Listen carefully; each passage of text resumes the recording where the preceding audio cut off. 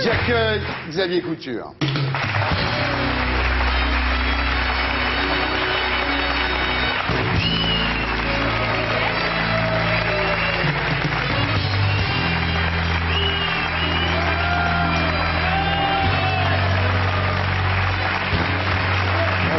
Bonsoir, bonsoir, bonsoir.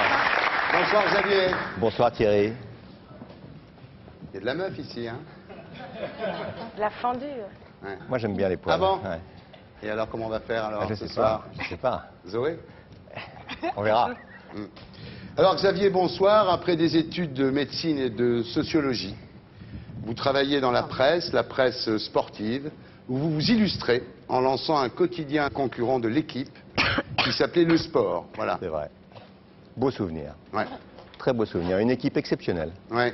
Des journalistes qui ont peuplé toute la presse française, du Monde à l'équipe ensuite. Et comment ça se fait qu'avec une telle équipe, ce quotidien Le Sport se soit terminé dans un fiasco intégral? Pas du Xavier tout, c'est pas du tout un fiasco. On n'avait pas assez de carburant. J'ai fait une faute de jeunesse. Je n'avais Ouais. pas pris assez de carburant pour faire voler l'avion assez longtemps. Mais bon, ce sont des choses qui peuvent arriver quand on est jeune. Ça vous a coûté cher? Pas qu'à moi, mais oui, un peu, Ouais. oui, un peu d'argent. Vous avez fini de rembourser là? Oui, ça va. Oui, mais après j'ai fait d'autres dettes, donc... Ouais, ah oui, quand même, oui. Bien, alors ensuite, TF1, la 5, retour à TF1, où vous devenez, Xavier Couture, directeur d'antenne de 1994 à 2002. Vous étiez un petit peu le numéro 3 de la chaîne. Oui, enfin ça c'est la numérotation à TF1. Ça peut faire des polémiques. Dans un certain registre qui était celui de l'antenne, Ouais, j'étais le numéro 3. ouais. Ouais. Et Comment à ce titre, on avait les Kleenex gratuits. Qu'est-ce qui se passe, ma chérie? Elle est malade. Elle est malade. Faut dire En pleine promo. Il y a de la Et clim. comme- Il y a de la clim, hein. En pleine promo. Il ne manquait plus que ça. Ensuite, vous quittez TF1, vous devenez numéro 1 de Canal+. Eh oui. Eh Et oui. là, Ça a été C'est Il y en vrai. a eu beaucoup, hein. Belle le aventure. numéro 1, quand même. C'est vrai que Jean-Marie Messier vous a engagé après le refus de toutes les personnes compétentes pour ce poste? Absolument. Absolument. Oui. Donc c'est moi qui lui ai dit. Donc ça l'a mis à l'aise. Je lui ai dit que je sais que je dois être entre le 3 et le 6e sur la liste. Il m'a dit non, plutôt 3. Donc Ouais. ça a été quand même, ça allait. Ouais. Bah, ça veut dire qu'il n'y avait que 2 personnes compétentes avant moi pour le poste. Ouais. Mais c'est vrai que quand vous êtes entré à Canal, c'est pour les indemnités de départ? Et malheureusement non. Dommage. Malheureusement oui. C'est vrai qu'à Canal, vous évitiez d'être tout seul dans l'ascenseur? J'étais accompagné des collaborateurs de la chaîne et ça se passait plutôt très bien en dehors de ce qui s'est dit au départ qui était, je dirais, très surestimé par rapport à la réalité. Ouais. À part Gassio, vous voulez dire, tout le monde vous a accueilli les bras Non, ouverts? mais même avec Gassio, il était l'interprète de ce que je peux comprendre. C'était une entreprise traumatisée. Mm. Et donc je comprends que les collaborateurs de Canal soient sentis un peu orphelins. Donc Ouais. voilà. Et Gassio était l'interprète de l'orphelinat. Ouais. Aujourd'hui, quels sont vos rapports avec Pierre Lescure? Bah, ils sont cordiaux. Je pense que, enfin, en tout cas, ce qui me concerne, je l'admire. Je trouve que Ouais. c'est un homme remarquable, avec une intelligence hors norme, avec une culture très originale et une expression artistique lorsqu'il fait son métier de journaliste ou lorsqu'il fait son Ouais. métier de créateur qui est assez formidable. Ouais. Donc, Comme PDG, vous le trouvez moins bien? ben, comme président, je pense qu'il était assez exceptionnel pour mener à bien un projet éditorial et un projet culturel. Les aspects purement économiques devaient moins l'intéresser, je pense. Ouais. Alors aujourd'hui, vous bossez tous les deux pour la société Endemol, Eh oui. qui produit la Starac, La Ferme, Le pensionnat de Sarlat. dont vous vous occupez personnellement. Ouais, et puis les enfants de la télé, Voilà. avec mon ami Arthur. C'est drôle que vous retrouviez tous les deux employés d'Arthur après avoir été tous les deux patrons de Canal quand même. Bah, je ne sais pas si c'est drôle, ce métier a toujours fonctionné comme ça, avec des circulations de personnes qui Ouais. vont d'une société à une autre, c'est normal. Quand il vous paye Arthur, c'est vrai qu'il met le pognon dans une boîte à chaussures et que vous devez trouver laquelle? et il dit c'est beaucoup d'argent. Oui. Ah, bah, l'intérêt, c'est qu'on peut doubler, donc non, c'est Ouais. bien, c'est bien, c'est bien. Moi, jusqu'à maintenant, j'ai eu de la chance, j'ai toujours choisi la bonne paire. Alors, vous publiez également des livres, Xavier Couture. Vous avez publié en 1985 le sponsoring sportif en Europe. Ouais. Super bouquin. Je déconne, je déconne.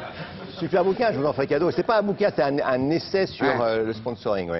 Ouais. C'est ouais, bon, c'était Voilà, une époque bon, où je m'intéressais pas y beaucoup au passer sport. 3 heures bon. non plus, mais enfin, bon. Moi j'ai je fait crois. un essai pour le lire aussi, c'est marrant. Ça n'a pas marché du tout. hein. En 2002, vous avez publié Coma. Ouais, À l'époque, vous étiez marié avec Claire Chazal, ouais. que vous consoliez de sa rupture avec Patrick Poivre d'Arvor.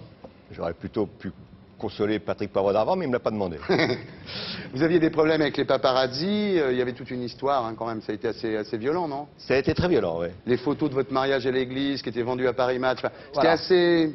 Non, mais c'était une époque où Claire, mais je pense qu'elle l'est encore, mais à l'époque c'était très très violent.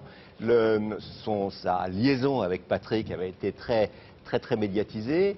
Donc celle qui suivait cette liaison avec Patrick était donc notre mariage a eu aussi droit à une surmédiatisation.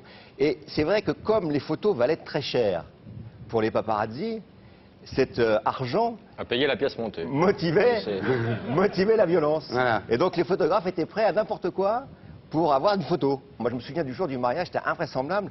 Les photographes qui tapaient dans la vitre de la voiture pour qu'on regarde et qu'ils puissent prendre une photo au flash. Ah oui, à ce point-là. Ouais. C'était Ouais. très très violent. Alors- Donc effectivement j'ai écrit ce livre pour régler mes comptes avec la presse People. Oui, parce que c'est là que Claire publie un livre qui s'appelle À quoi bon souffrir, qui est son deuxième roman, dont Frédéric Becbédé avait fait une critique terrible dans Voici. Il avait envoyé le livre à tous les éditeurs de Paris, sans dire qu'il était signé de Claire Chazal, en attendant les réponses. Alors entre ceux qui n'avaient pas répondu et ceux qui avaient répondu, ça ne m'intéresse pas. Voici avait fait un petit glossaire en expliquant que ce livre ne valait pas le coup d'être édité Voilà. et que c'était en fait uniquement grâce à son nom qu'elle avait réussi la publication du livre. Or cette expérience, elle a été faite avec des tas d'auteurs connus. Bien sûr, avec Marguerite Duras. Avec Marguerite Duras, et donc, bon, j'ai trouvé que le procédé, et d'ailleurs Frédéric m'a dit que ce n'était pas son idée, que c'était l'idée du rédacteur en chef de l'époque qui s'appelle Jacques Collin. Toujours courageux. Non, mais c'est vrai, et qu'il avait été obligé de souscrire à cette espèce disons, de canular qui Ouais. n'était pas de très bon goût, et qui était surtout intellectuellement malhonnête. Alors vous étiez intervenu à l'époque, je m'en souviens, pour défendre Claire Chazal, très chevaleresque en tant qu'époux. Vous aviez dit « Ma femme est une intellectuelle qui a fait HEC ». Pourquoi ça vous choque? Intellectuel HEC, oui, c'est un peu un oxymoron. Ouais. Non? Bah, on peut être intellectuel, avoir fait HEC. En tous les cas, ceci s'ajoute toujours dans Voici, la publication d'une lettre de votre ex-femme qui critiquait le comportement de Claire Chazal. Enfin, résultat, vous avez envie de casser des gueules, Xavier Couture, vous avez envie de mettre votre point, de faire du bourre-pif, mais vous préférez faire un roman pour vous venger qui s'appelle Coma, dont Frédéric Becbédé a dit aussi du mal, c'est vrai. C'est vrai. Hein. Voilà. Alors, il faut dire soupçonne de ne pas l'avoir. il avait sorti une phrase, Frédéric, à un personnage qui est renversé par un bus. Et vous aviez eu cette phrase dans votre livre, c'est vrai, qui a fait Florès à l'époque, c'était « Un bus, c'est violent ». Tu t'en souviens, Laurent?